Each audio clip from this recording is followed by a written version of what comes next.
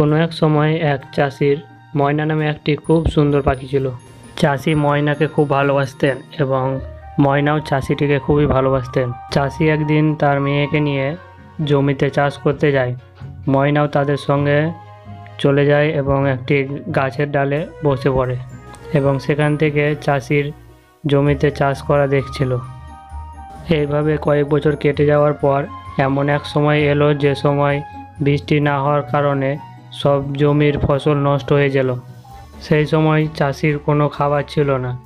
চাষির মেয়ে খাবারের জন্য অনেক কান্না করছিল। সেই জন্য চাষি ময়নাকে নিয়ে গ্রামের একটা বাজারে চলে যায় কিছু কাজ খোঁজার জন্য।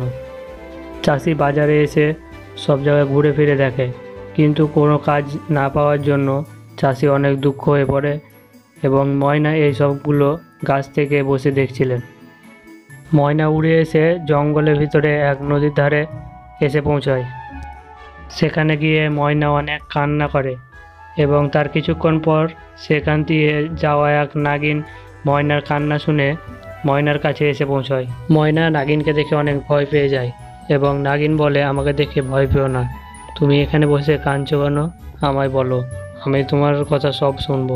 ময়না তার সব কথা নাগিনকে খুলে বলে।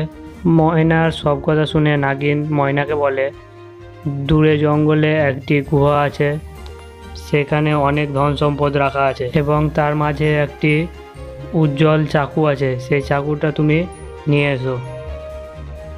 ময়না জঙ্গলের উপর দিয়ে উঠতে উঠতে সেই পাহাড়ের কাছে গিয়ে পৌঁছায় এবং পাহাড়ের ভিতরের গুহায় সে ঢুকে পড়ে।